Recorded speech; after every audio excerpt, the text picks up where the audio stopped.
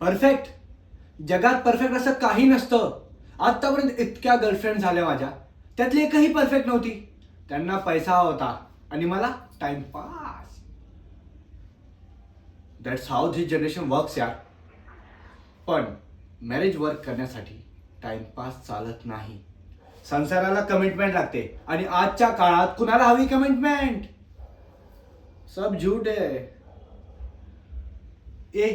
पण असं खरंच झालं तर?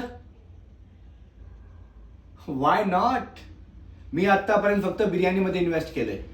आणि जर अशी कुणी मला मिळाली किंवा भेटली किंवा सापडली जी मौसूद भातासारखी असेल, वरणासारखी आंबट गोड, अशी मुलगी गुंतायला आवडेल मला.